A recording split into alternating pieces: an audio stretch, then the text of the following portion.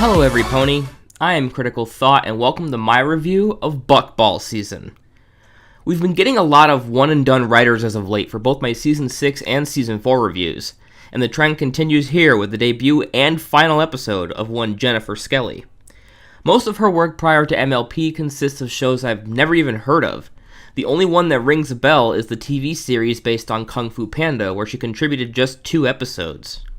This has me a bit nervous as to how capable of a writer she is, if that is the most high-profile thing she has worked on. Will she manage to impress me, though? Let's find out. We start this episode off at Sweet Apple Acres, where Applejack is practicing her distance bucking for an upcoming game of Buckball that her cousin Brayburn and his Appaloosa Buckball team challenged Ponyville to. Don't worry if you don't know what Buckball is. Despite Rainbow Dash showing up and showcasing her skills at helping AJ buck apples at a target, and AJ asking her to join the Ponyville Buckball team, Dashy doesn't know what the sport is either. Theme. Later, Rainbow Dash and Applejack are hanging out with Pinkie Pie and Fluttershy as Dashy fangirls about Buckball. AJ goes on to explain that you need an Earth Pony, a Pegasus, and a Unicorn to form a team, and asks Pinkie and Flutters to help out. The two are confused about how they can, since, well, they obviously aren't unicorns. But Applejack explains that while her and Dashy will form 2/3 of the actual Ponyville team, they need to hold auditions for the unicorn player, and they want Pinkie Pie and Fluttershy to act as an opposing team for the tryouts. The game actually plays like a simplified version of soccer, but with the sole difference being the goals are actually movable around the field thanks to the unicorn's magic. The Earth Ponies serve as the offense, bucking the ball towards the goal, while the Pegasus Ponies act as defense and try to stop the ball from going into the goal. As the unicorns are trying out for the team, Pinkie and Flutters discover that they have a hidden natural talent for the sport, besting the likes of Dashy and AJ. Carrying my water, carrying my water on my shoulder pole. Ah! Run away! It's Worst Pony Snails! Unfortunately, Worst Pony reveals that he too has a natural talent for Buckball, catching every ball that comes his way rather effortlessly, and he's asked by Applejack and Rainbow to join the team. However, they were so impressed by Pinkie and Flutters during the tryouts that they decide they should actually take their place as the other 2 players on the Ponyville team. To make sure Pinkie Pie and Fluttershy are on their A-game for the match against Appaloosa, Dashy and AJ put them through a rigorous training drill, which is all set to a phenomenal background score by Will Anderson and Stephen Andrews. If the CMC theme from Season 1 is my favorite song they've ever produced, this is hands down my second most favorite. It reminds me a lot of melodic metal bands like Epica or The Agonist, and it's so sick.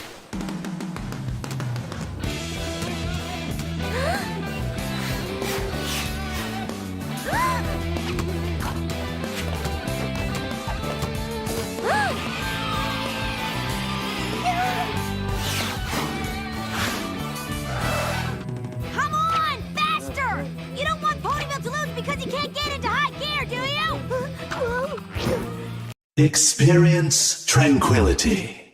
Pinkie misses this shot here because Applejack tells her that all of Ponyville is counting on them for a win, thus revealing the conflict for the episode.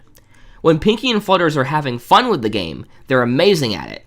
But the second you start to really put pressure on them and force them to be competitive about it, they start to slip up and make mistakes. I'll have a little bit more to say about this conflict in a little bit, but just know that I really dig this concept. After practice wraps for the day, Pinkie and Flutters talk on their way home about the pressure being put on them. They initially shrug it off, seeing as how they doubt many ponies have even heard about the sport, let alone the upcoming game they will be representing them in. But the next day they are met with a huge crowd of Buckball fans at the train station ready to see them off to Appaloosa, and the stress begins to set in. There's no way that we can get in the zone because the zone sounds like a horrible place since we are terrible at Buckball and we are going to lose and let everybody down and we don't want to play anymore! Fluttershy, the queen of Season 6 comedy, strikes again! Oh my god. The animation in this shot with Rainbow and AJ walking down the train is breathtaking. I can only imagine how difficult it must have been to make all of these 2D layers come together for a 3D effect like this. Outstanding work here, DHX. Surprisingly, the moral for this episode comes a little earlier than usual. as AJ realizes they were so caught up in their own desire to win and be competitive that they ruin the enjoyment of the game for both Pinky and Flutters.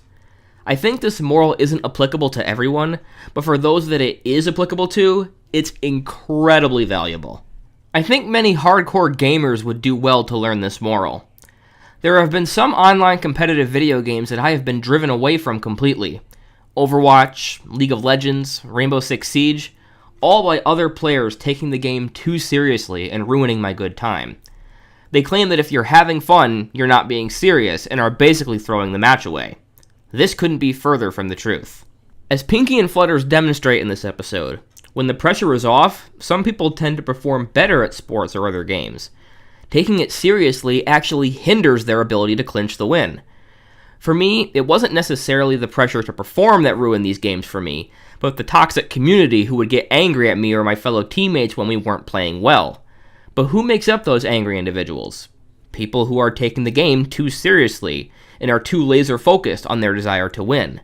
The people who are feeling the pressure to win are the ones who get furious with others who don't play to their standards. So yeah, needless to say, I really love this moral a lot. Rainbow and AJ tell Pinky and Flutters that they don't have to be on the Ponyville Buckball team anymore, and that they will take their place on the team. However, they ask their friends to play with them one more time for practice. After a practicing montage and a repeat of the moral, we get the single worst line of dialogue in the episode. But how do we keep from worrying about it? You could do what I do and not think about it. Seriously, I don't think about anything. Ever. The reason I hate this, setting aside the memes and jokes about how I don't like snails, is because his character was actually progressing in this episode. He was actually becoming likable due to him being able to showcase his actual talents and have some other personality traits besides bumbling idiot. But you f***ed it up! This line of dialogue once again confirms the reset of Snails' character, just like back in Season 3's Magic Duel. It really ticks me off how Miss Skelly went through the effort of putting some tender love and care into Snails in this episode, but then doesn't have the balls to stick to that character development and has to bring him back around to square one. I said it before in my review of Magic Duel, but it bears repeating here. Keeping Snips and Snails as complete dumbasses sends the message to little girls that any boy who isn't conventionally attractive is an idiot and not worth their time.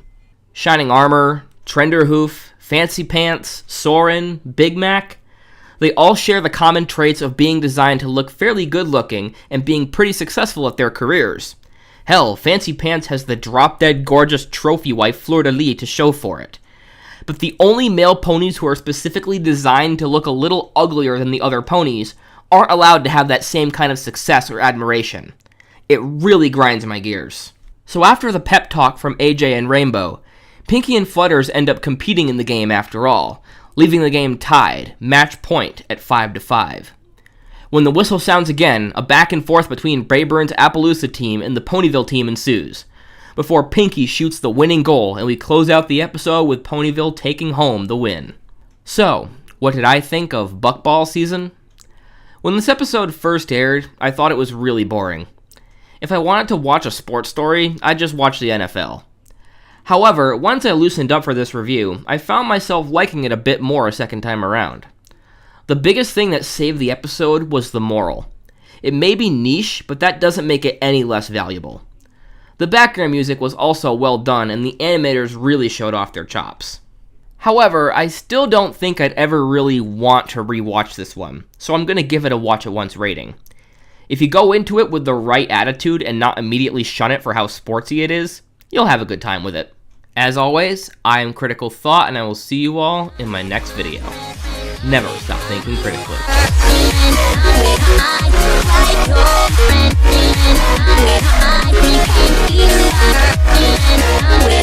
I